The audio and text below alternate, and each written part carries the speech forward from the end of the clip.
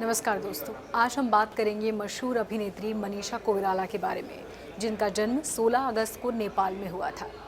मनीषा कोइराला जिन्होंने बॉलीवुड में वैसे तो बहुत कम फिल्में दी हैं, लेकिन जितनी भी फिल्में दी वो बेहद सुपर डुपर हिट रही।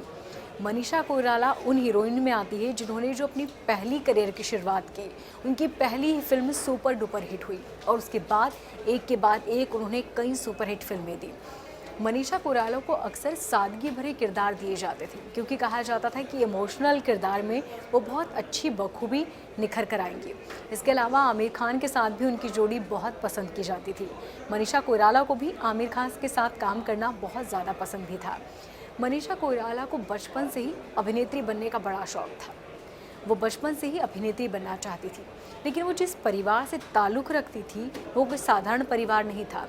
उनके दादा नेपाल के प्रधानमंत्री थे और वो नहीं चाहते थे कि वो बॉलीवुड में आए।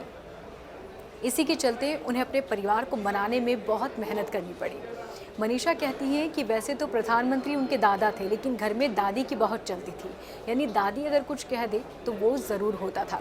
इसलिए सबसे पहले उन्होंने अपनी दादी को मनाया और दादी से कहा कि वो अभिनेत्री बनना चाहती है।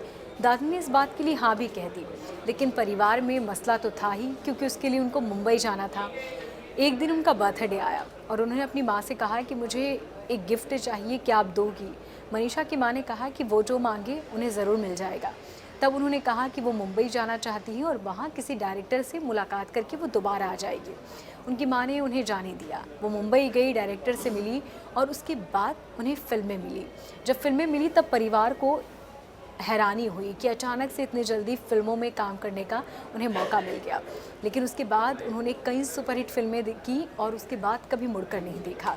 अगर उनके घर की बात की जाए तो मनीषा कोइराला कहती हैं कि उनके दादाजी वैसे तो प्रधानमंत्री थे, लेकिन वो चाहते थे कि घर का हर सदस्य ज़मीन से जुड़ा हुआ हो और हर किसी का सम्मान करे।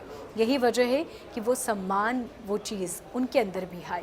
हालांकि मनीषा कोइराला को कैंसर हुआ, जिसे जूझते हुए उन्होंने लड़ाई जीत भी ली, लेकिन फिर भी उनकी ज़िंदगी में कई उतार चढ़ाव आए। तलाक के बाद उनके कई लिंकअप भी हुए, लेकिन खबरें ये भी आई कि बहुत जल्दी ही उनके ब्रेकअप भी हो गए और इसी वजह से दोबारा उन्होंने कभी शादी नहीं की। उम्मीद है आपको ये वीडियो पसंद आई होगी।